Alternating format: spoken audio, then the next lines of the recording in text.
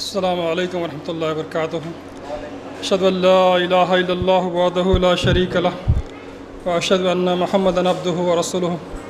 अम्मा बाद फ़ौज़ु बिल्लाहि मिनश शैतानिर रजीम वमा अर्सलनाका इल्ला रहमतल लिल आलमीन। सदक़ल्लाहुल अज़ीम। ब्रह्मानंदम परम सुखदम केवलम ज्ञानमूर्तियम द्वंद्वातीतं गगनसदृश्यं तत्त्वमस्यादिलक्ष्यम् एकं नित्यममलवचनं सर्वादिसाक्षिभूतं भावातीतं त्रिगुणहितं सद्गुरु तन्नमामि। गुरु ब्रह्मा गुरु विष्णु गुरुदेव महेश्वरः गुरु साक्षात् परब्रह्म तस्मै श्री गुरुवे नमः नमः नमः। चिश्ती ने जिस ज़मीं पर पैगाम हक़ सुनाया, चिश्ती ने जिस ज़मीं पर पैगाम हक़ सुनाया, नानक ने जिस वतन में वहदत का गीत गाया। वहदत की लय सुनी थी दुनिया ने जिस मकान से, मीर अरब को आई ठंडी हवा जहाँ से, मेरा वतन वही है, मेरा वतन वही है। हज़रात, आप बहुत देर से बैठे हुए हैं, ज़्यादा वक्त नहीं लूँगा आपका। अभी हमारे बिशप साहब एक बात कह के गए, प्रेज़ द लॉर्ड। आप भी बोलिए प्रेज़ द लॉर्ड। तो बोलना चाहिए, मुसलमानों को कोई बुरी बात नहीं है, खुदा की बड़ाई है वो। और हमारे पंडित जी बोले भारत माता की जय, मुसलमान नहीं बोलते तो बोल सकते, ऐसी कोई बात नहीं है। लेकिन क्या है, बात चीज़ें जोड़ दिए जाते। भारत माता की जय के साथ वंदे मातरम बोलने से क्या है, मुसलमान समझते कि भाई हम खुदा के सिवा किसी को सजदा नहीं करते, तो वंदे मातरम वंदन बोलो तो सजदा करना है। तो इस तरह से थोड़ा सा आप जो है ना, we should be broad minded.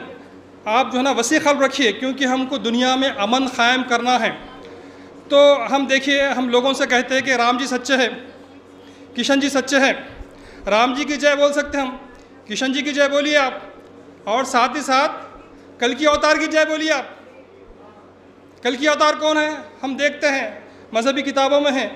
अमन के लिए बात कह रहा हूँ मैं, राम जी सच्चे हैं, किशन जी सच्चे हैं। इसी तरह कल की अवतार जिसके बारे में कहा गया, तो वो क्या है, कल की अवतार मोहम्मद पैगम्बर सल्लल्लाहु अलैहि वसल्लम हैं 10 अवतारों में।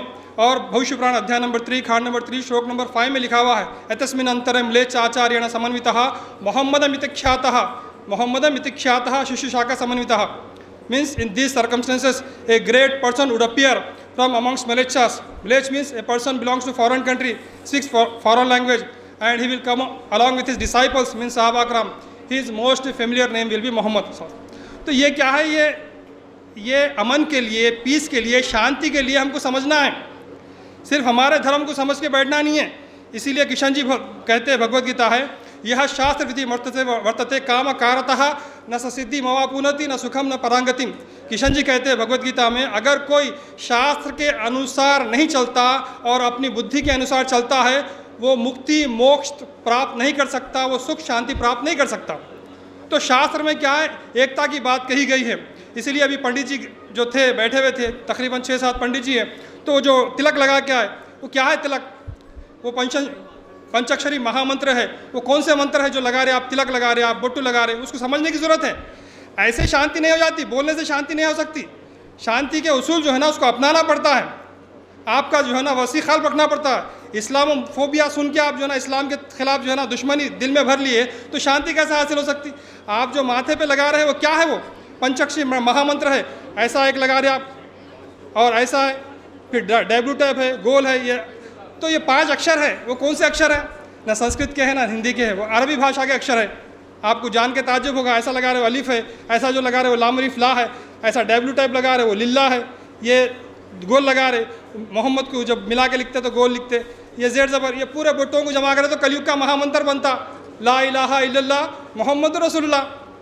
तो ऐसा हर युग में, कृतायुग में ओम नमः शिवाय बोले, त्रेता युग में रामायण नमः, और द्वापर युग में ओम केशवा नमः। ये कलयुग है।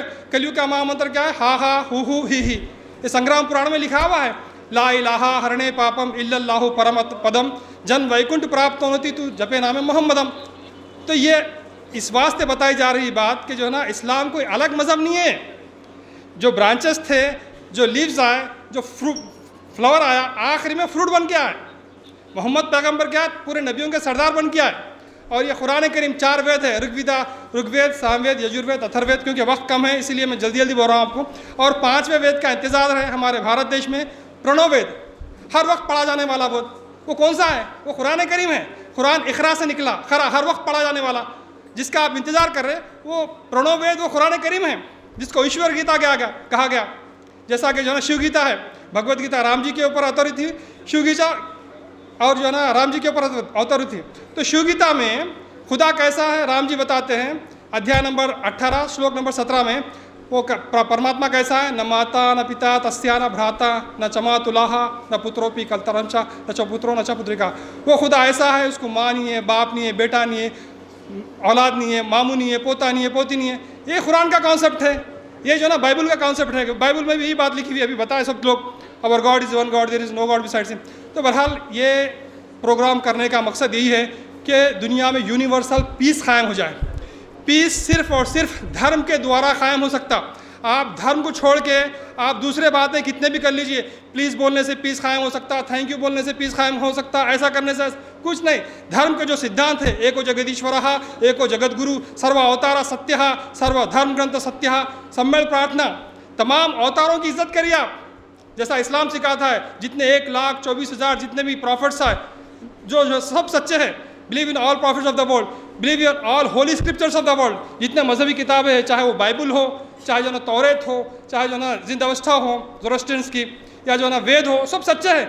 तो ये जो है ना बुनियादी तालीमात हैं जिसको हज़रत मौलाना सिद्दीक़ दीनदयाल चंद बसवेश्वर साहब क़िबला जो खानख़ाह सरवर आलम के जो फाउंडर हैं, आपने पंचांती बार बताया है, the 5 fundamental principles for world peace. इसी से दुनिया में अमन क़ायम हो सकता है।